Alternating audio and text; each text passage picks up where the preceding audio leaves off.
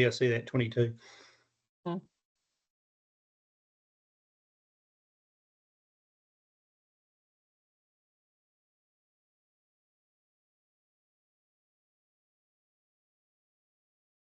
Okay, sorry everyone about the delay in getting started. Technical difficulty seems to be the story of my life this week.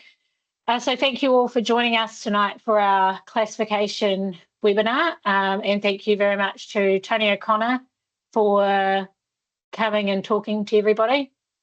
The way that tonight is going to run is it's going to be mainly a question and answer session. So if you think of any questions off the top of your head, go ahead and put them straight in the Q&A or in the chat section, so that we can filter those through to Tony. Tony finds it easier this way, and I think for people to get the most out of a session like this, I think more questions, the more you're all going to get out of it as well. So for those of you who don't know who Tony O'Connor is the chair of the NZAEL TOP Advisory Committee, and he is also the head classifier for Holstein Friesian New Zealand and the chair of the Holstein Friesian Classification Working Group. So I'll hand it over to Tony, and Tony can kind of give you guys a bit of a brief overview, and then, yeah, we'll get into questions, hopefully. Tony? Thanks, Amelia. So just quickly, just a quick overview of where I see classification. There's two major parts to it to me. There's the raw data of getting the cows classified, which I see is a way that you brand a cow at a certain level, and that's marketing opportunities for you. That a cow reaches a VG85 or a VG87 or excellent, you have your anticipation that she's reached a certain standard, and that is certainly known in the industry of where it is. And that's also an international language. The other part of it, which I find a little frustrating in New Zealand is limited, is that it flows through to their breeding values, and that's where we should be able to be able to utilise in our breeding programs to have the breeding values for our TOP traits available, so we can work on those as well. And we could also have them available when we're buying and selling animals.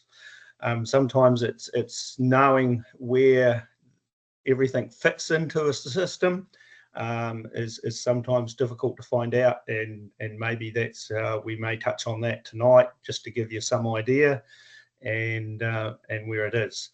The other part of where I thought we'd talk about is that we often now, with the international breeding game fairly international, for the last 20 years, New Zealand has had a representative at the World Holstein Friesian Classifiers Working Group, and it was, of course, it was Dennis Aiken initially, and now myself was on there. We've been on the committee as well, and it's good to see some of the data coming back and just be able to see where you fit, because we're often queried and questioned about that around the world, that we have a better idea and appreciation of how we're tracking and where we need to go on the thing. So that's about all from me as an introduction, to sort of set where classification program sits for me, and then of course that from there it's getting into always getting into some detail on how it all fits in. So hopefully that might have triggered some questions, and then you can get some more out of it rather than just listening to me going on about the overview of the program.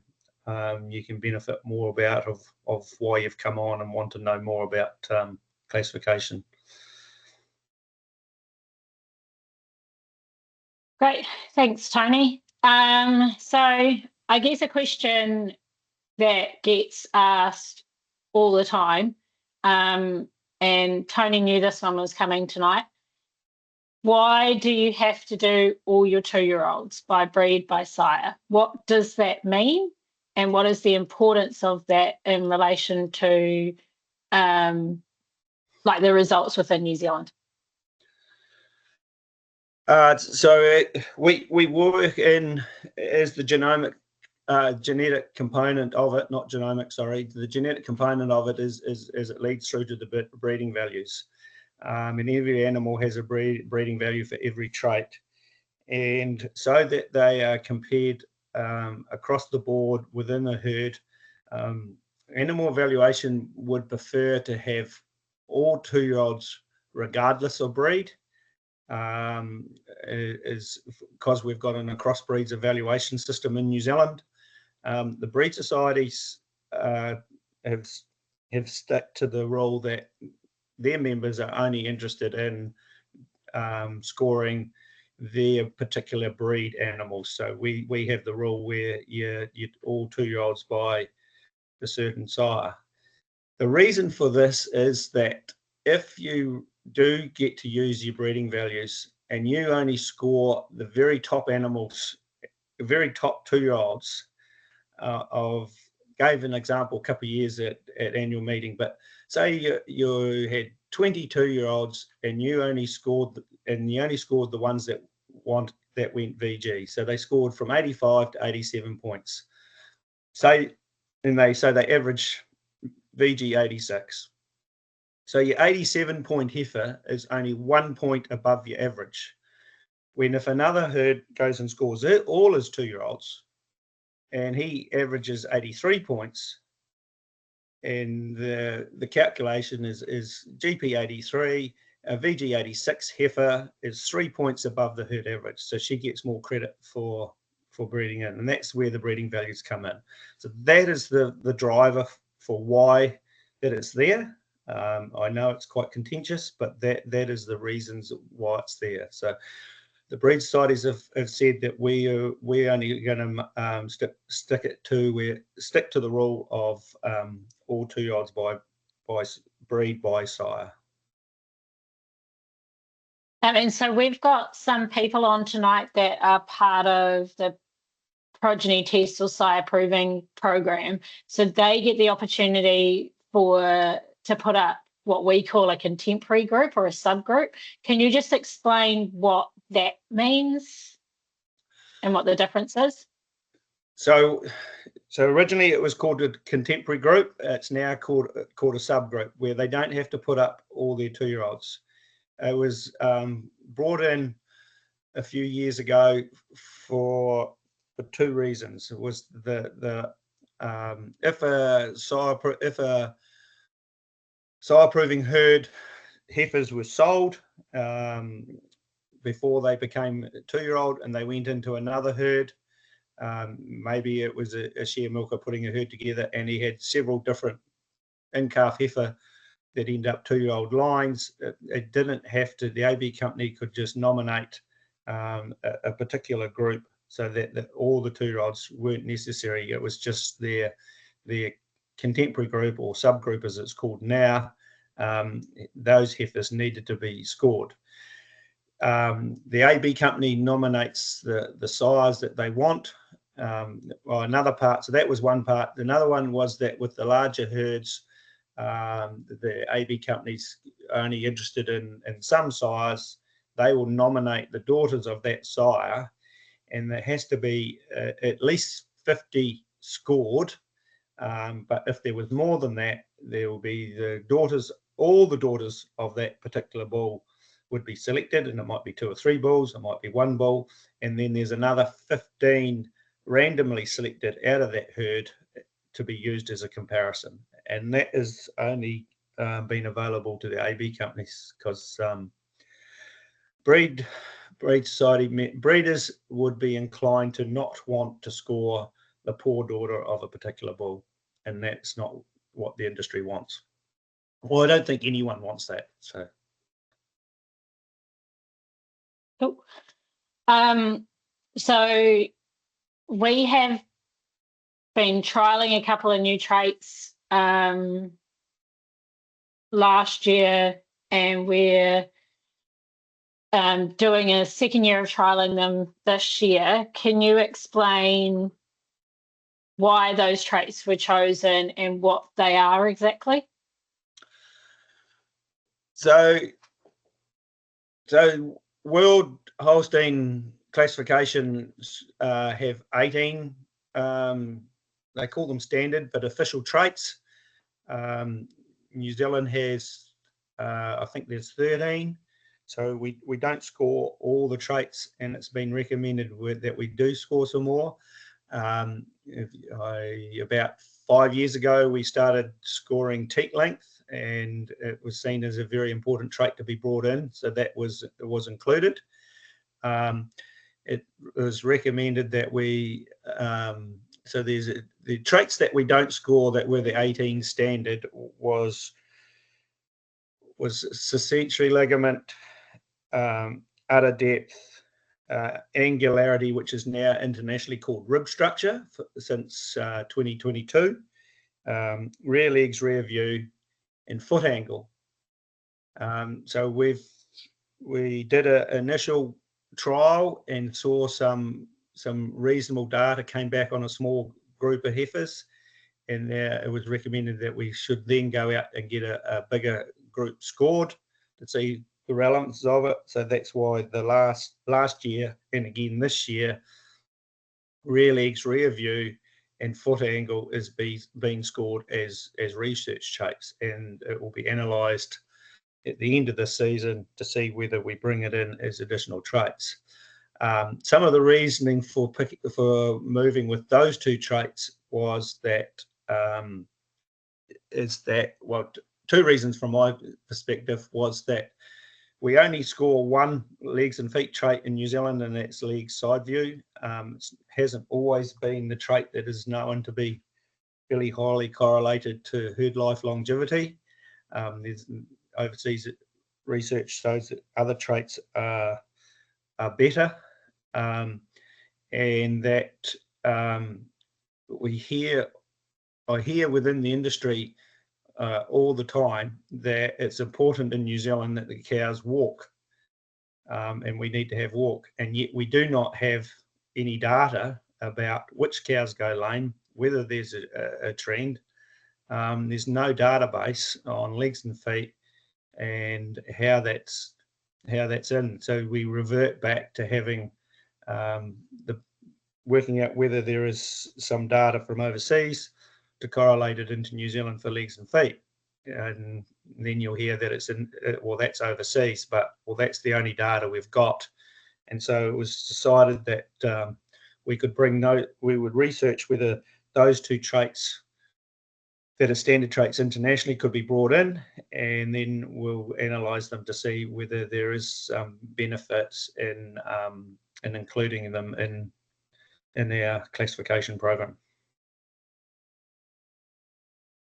So you mentioned us versus overseas.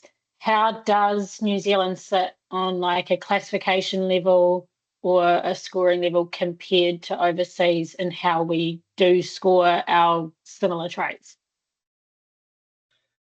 Some of the traits vary.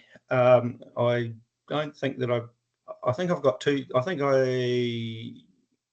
you've got two slides. I've got rear leg side view and forerunner.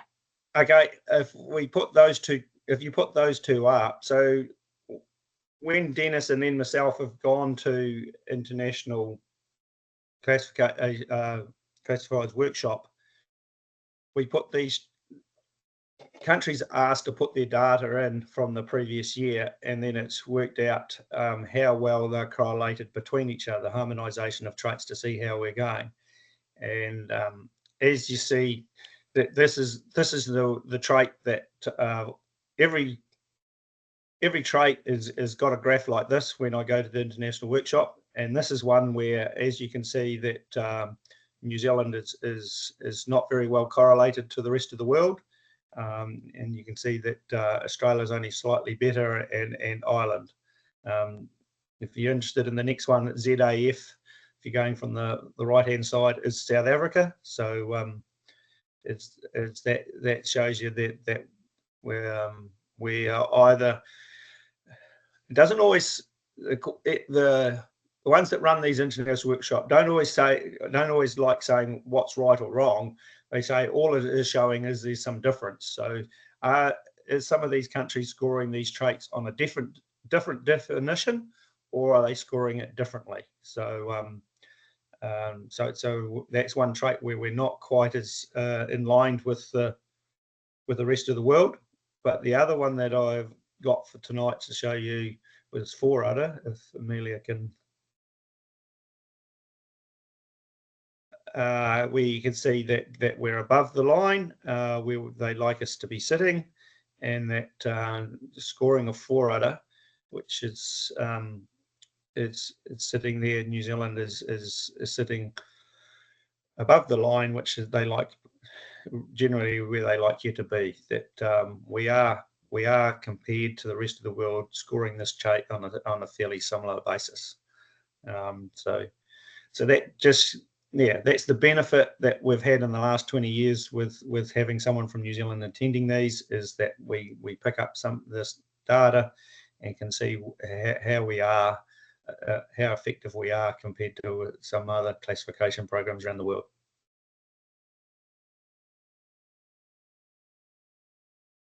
Cool. You're just getting all my questions, Tony. No one else wants to give you questions. Thought this might have triggered some. I thought so. I'm trying. Everyone's very quiet tonight. What's that on my list? So I can expand. So a little bit of also, if we can get rear legs, rear view, and foot angle included. And another area that people are aware that New Zealand doesn't have classifiers that is their job like it is in the rest of the world. So it makes our classification program a little bit more challenging to operate, and it's very seasonal. But one of the areas that a lot of countries have is they have the composite traits of dairy conformation, rump, legs and feet, and udder, and the individual scored traits then make up those composite traits that then have decide what the overall award is. And the classifiers around the world, they score the animal, and then the machine gives the final award based on that. We do it slightly different. We use the udder overall and the dairy conformation figures to determine what our classification award is. So yeah, if we get to the stage where rear legs, rear view, and foot angle become official traits, at least that we, if we want to move to a composite trait, we've got more than just the one legs and feet trait to build a system into the place. So. Cool. Had a question come through for you. Has locomotion ever been considered as a trait to be scored? Yeah, good question. Locomotion was trialled. I can't remember exactly how many years ago in New Zealand, because it is overseas. It's two things from overseas: is they see it as a very important trait for herd life and legs and feet trait. It's not a very good one scored between countries. It's poorly harmonised. So we always spend quite a lot of work at these international workshops trying to do it. When New Zealand, we tried to score it, it was very difficult to score with a lot of animals on a very quick time in the yards that we had, and it wasn't very accurate to be. And after, I think it was 2 years of scoring it, the data wasn't consistent enough. It was decided to discontinue with it.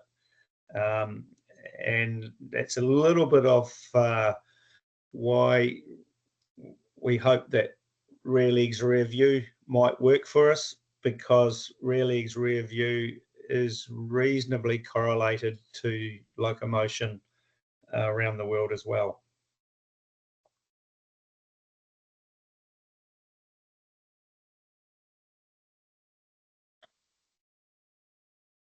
Okay, another question for you. Give me a minute. Other than sire proving farmers, how many other farmers in New Zealand TOP their animals? There's quite a number. I don't know, I haven't got the numbers off the top of my head, but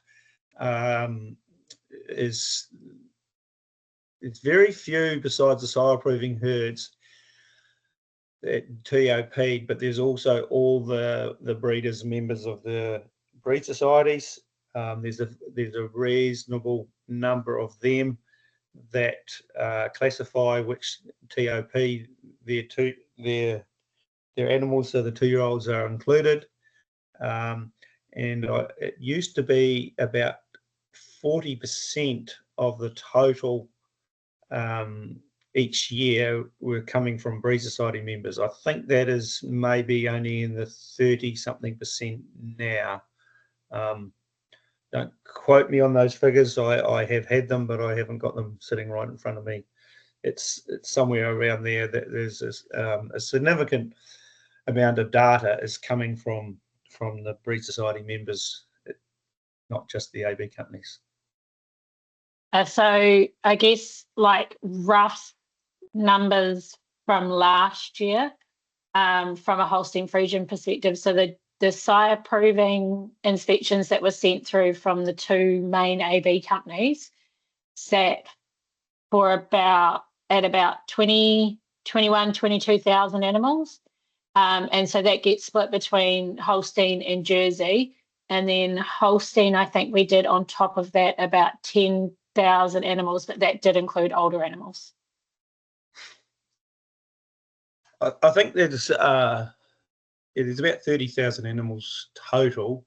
Yeah, 21,000 for the AB companies, about 5,000, around the 5,000 2-year-olds and about 5,000 older cows. Rough figures. Those figures are in the annual report of the breed societies, that you can see exactly how many there is. How many animals would you expect to be inspected overseas? So you recently went to Italy for their workshop. So how many animals were being inspected in Italy in a year compared to what we do here? Well, Italy is actually the country in the world that scores the highest percentage of 2-year-olds in their population out of any country. 277,000 are scored in a year in Italy.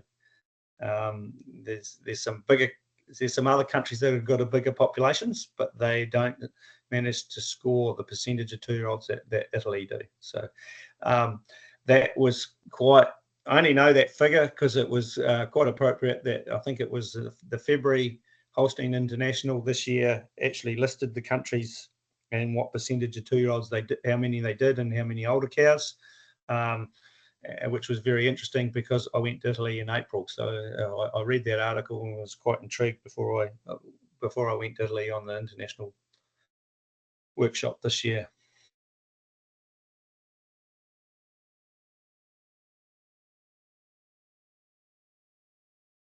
Okay, cool. Everyone's sitting in questions now. This is what I love. So Braden says, thanks for presenting. How do you ensure the objectivity and consistency of classification scores across different classifiers and regions?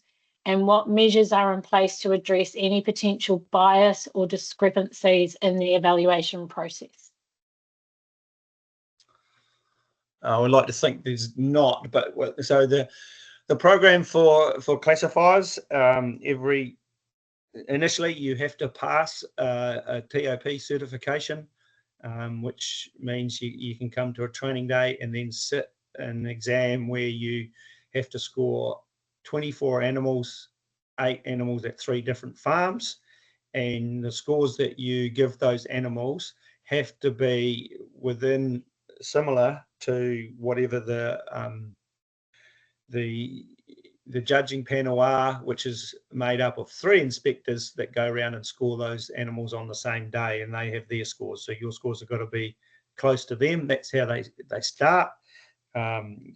You always put out with a senior inspector for a little while before they're left to go and start scoring scoring themselves.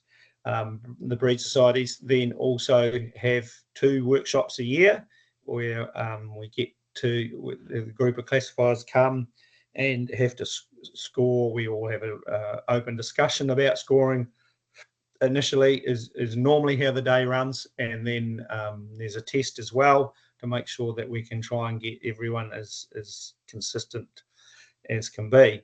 And then at the end of each season, animal evaluation produce graphs to show where each inspector fits on their average scores for all their animals they scored compared to the average of that breed society, and then also how well they've actually used the range of each scores, if they've been very good at using the range and that gives us an indication of where inspectors are, and then we can monitor them and make some adjustments if it needs to happen.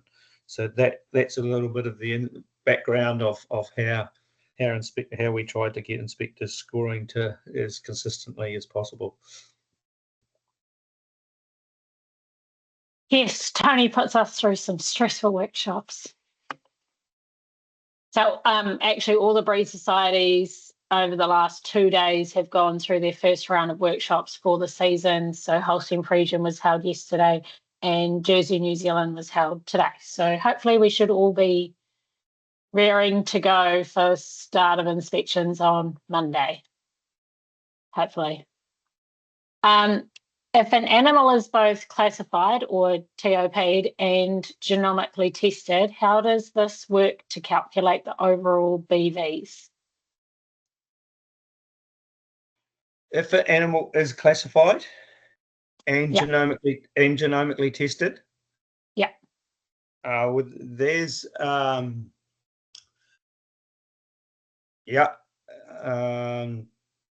that's limited in New Zealand.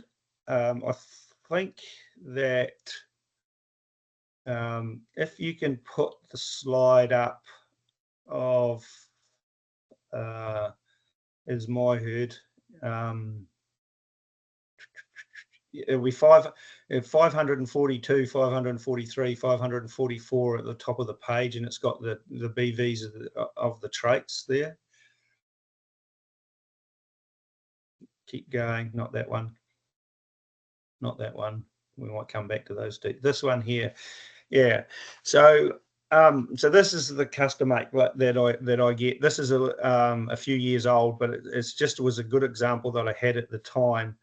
And if you take 542, 543, 544, they're full ET sisters that have been classified. And as you can see, that their rumps their BVs are changed because of the classification scores have gone in. The udder overall is slight difference, not a much, because the genetics is still a fairly crucial component. And then even dairy conformation, how it's changed because there's some scores coming in. If they hadn't been classified, you would think that those animals would be sitting on exactly the same breeding value. Breeding values are limited access to them as farmers in New Zealand. We have limited access. You can get them on Mind Alive now. They are available if you know where to find them. Of course, the on Mind Alive, they have the genomics will be included as part of that BV. So it's if you can think of a calf is born and its BVs for any trait, udder overall, dairy conformation, rump angle, will be the average of the two parents, and then it can move accordingly when they calve as a 2-year-old, and then get scored. That's when those particular ones that I highlighted can change based on their own phenotype, and then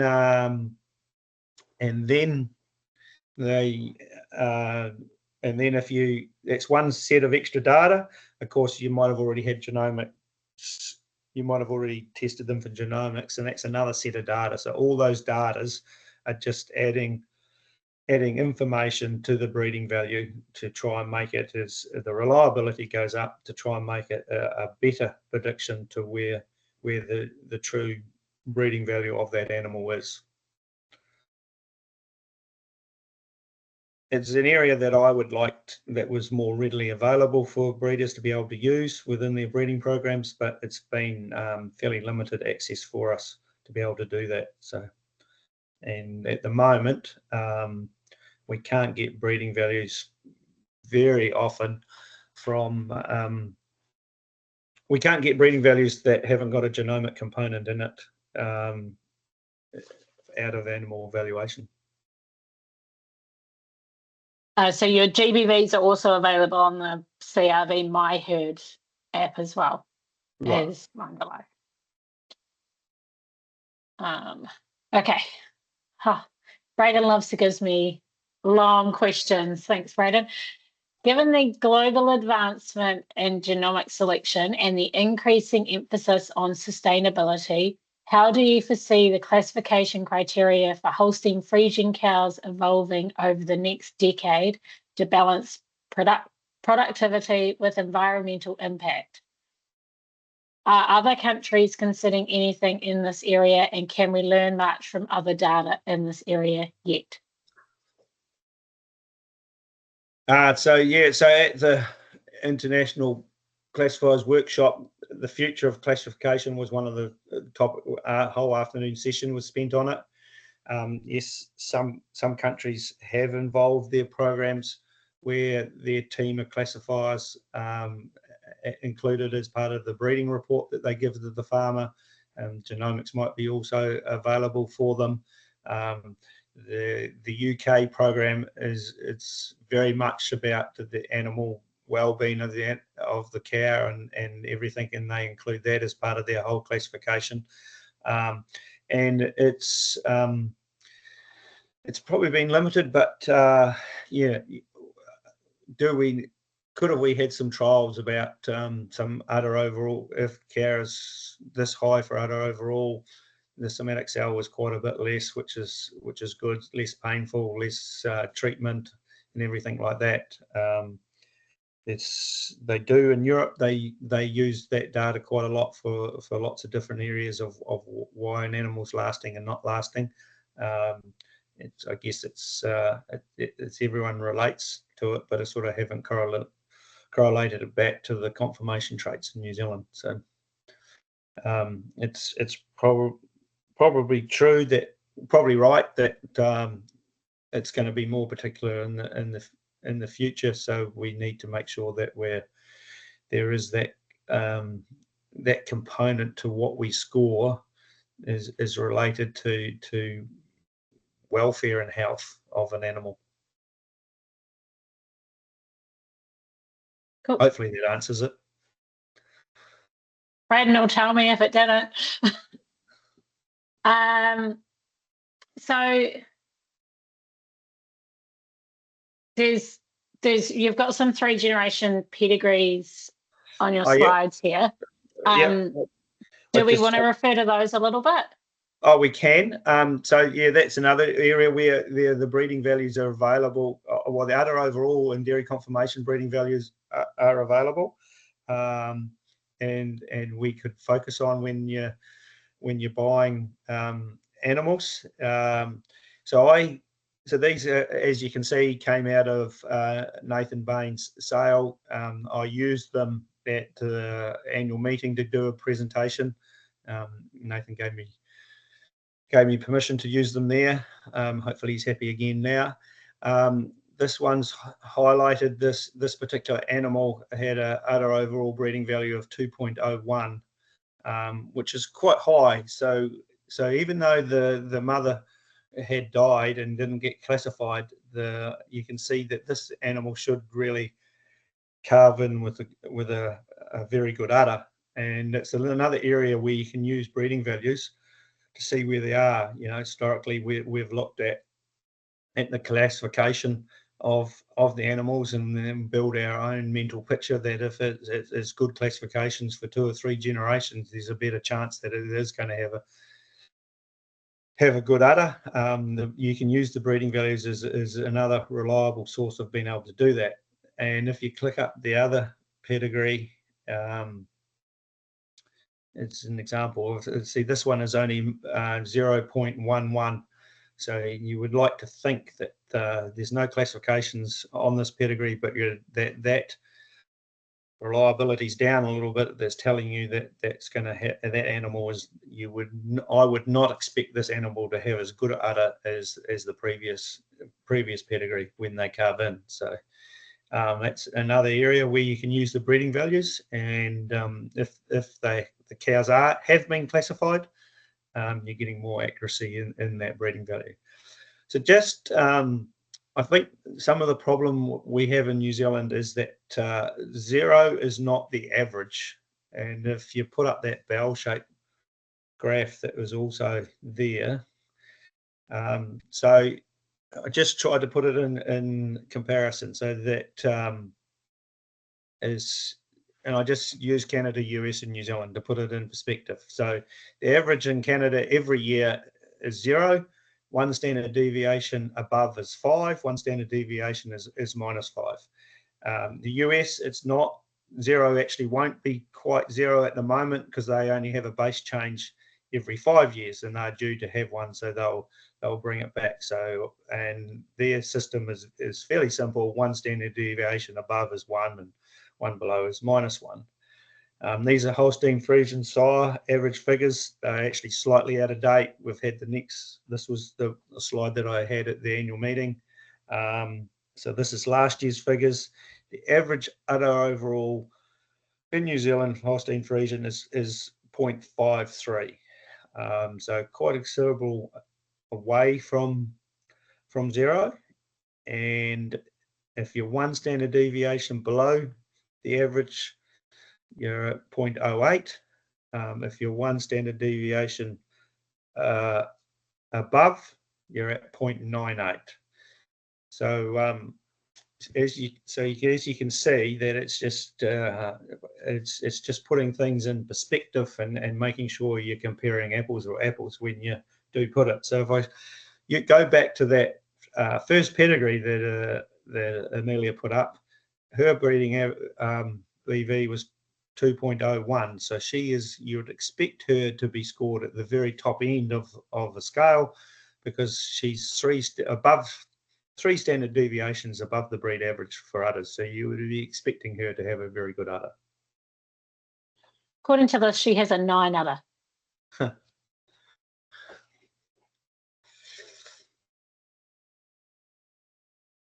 I guess that's something else.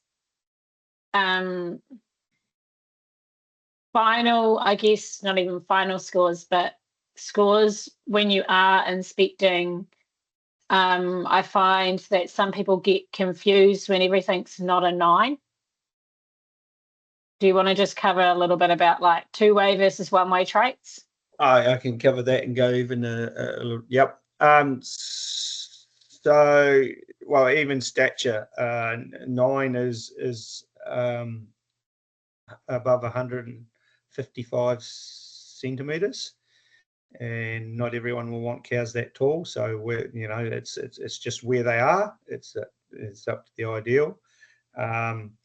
With rump angle, legs, front teats, rear teats, they are what we call 2-way traits, where we take rump angle for a start. If 5 is basically level, and a 4, 3, 2, 1 is getting higher and higher, and a 6, 7, 8, 9 is getting lower and lower from the level. Legs is that 5, if not 6, is intermediate angle. When you go to your 4s and 3s, they're getting very straight in the legs, leg set, and 7, 8, 9, they're getting very curved. So it's working 2 ways. And I think the teat placement is fairly obvious, that a 5 is right in the middle of the quarter, If it's getting wider, it's 4, 3, 2, 1. If it's getting closer, it's 7, 8, 9. And of course, a 9 rear teats is crossing and is not very good for milking ability, or for the person putting cups on, putting them on very well. So it's not always where they're, and where other countries have the handheld computer making up them, they'll have what is supposedly ideal scores, and sometimes it's not one particular score, it's not always at the top, and it's not always one particular score, it could be 2 scores or that are reasonably ideal in their programs and whatnot. So cool. So I guess the whole point of tonight's discussion was how can you use this to improve your herd. So how can you use classification or TOP results that you're given to actually make improvements within your herd? Well, I thought that we touched on that by being able to relate it to the breeding values to see where that they are. But you know, the initial point is that if you do classify and you get the averages, you can see the raw scores of what is where your herd fits, and you might find that that the rump angle is particularly high, so that maybe you should select a group of bulls that maybe you shouldn't use any bulls that are fairly high in rump angle to be able to help your herd if you're not going to individually pick bulls for certain cows. The same, you might have a 4 udder score that's only average or below average, so that you probably need to be picking some bulls that are reasonably strong in the 4 attachment if that's what you want to improve. It's up to individual people where they want to focus and what they're wanting to achieve.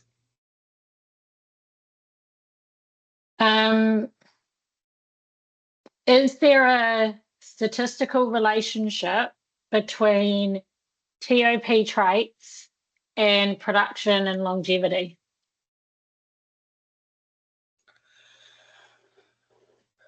There hasn't been much trials. There was one that I knew that Holstein Friesian did a few years ago to show that cows that were scored higher and they followed them through their age groups generally did survive into the herds at a later date.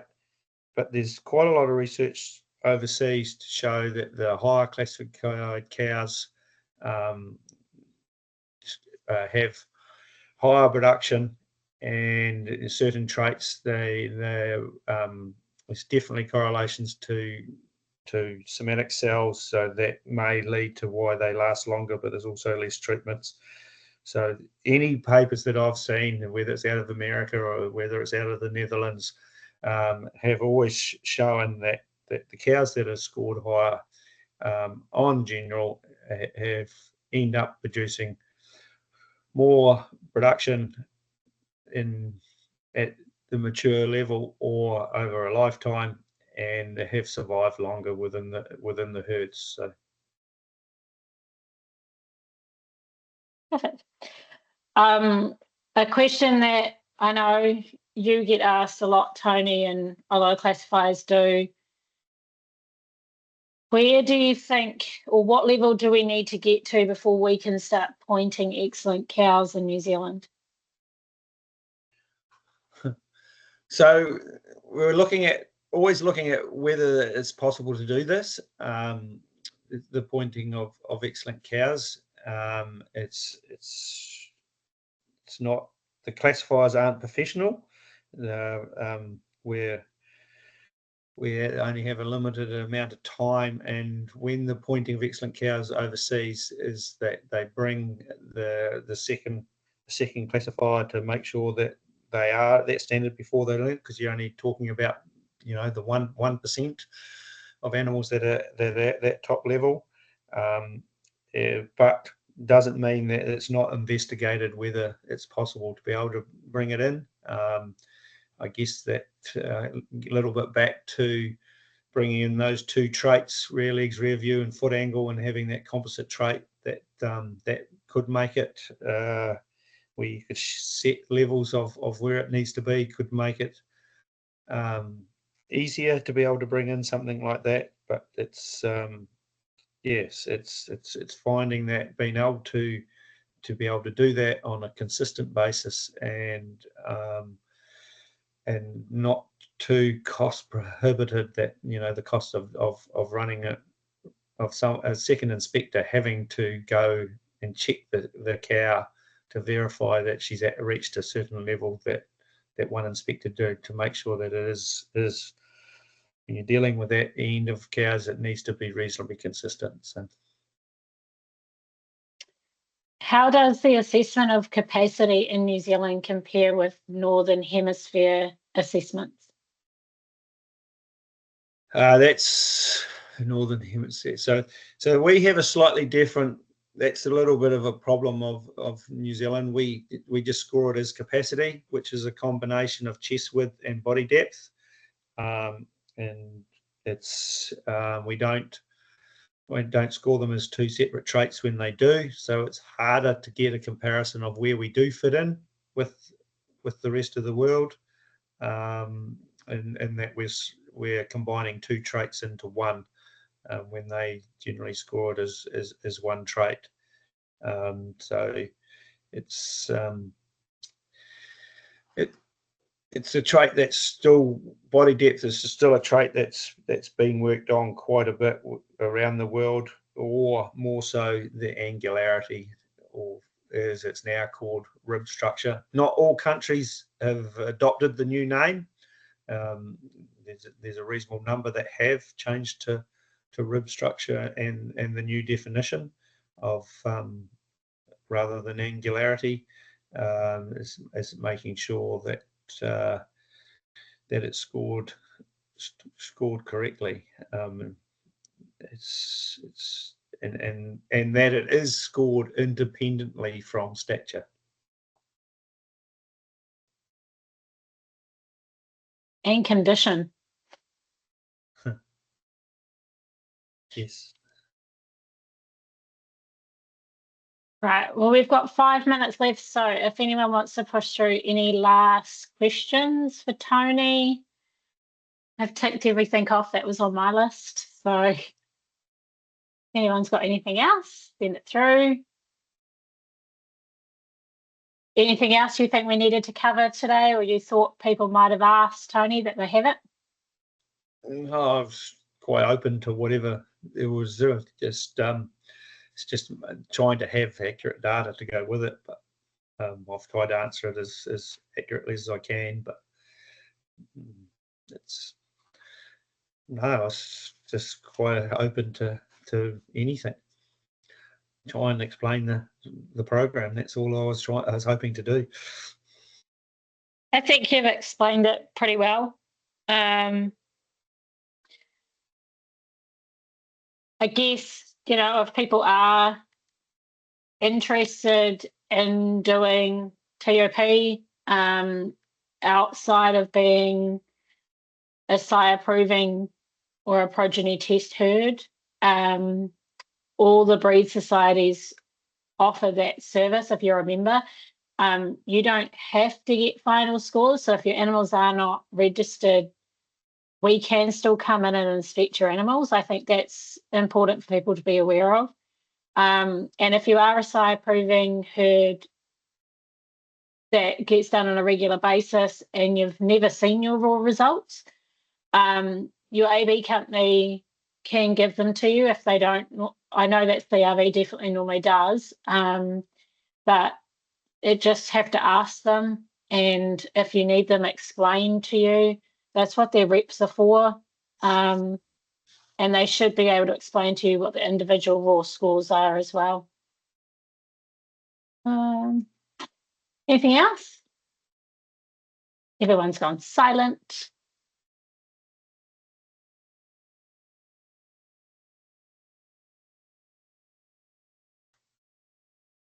doesn't look like we've got anything, Tony, so we might be able to wrap it up early. Sounds good. All right, well, thank you very much, Tony, for giving up your time this evening and your expertise on classification. It's always great to get the opportunity to learn more things, and if anyone ever has more questions that they want to filter through to us, feel free to send them to us through our Facebook page, and we can get those through to Tony for you, and Tony can get some answers for us as well. Yep. Perfect. All right. Thank you. Okay, thank you.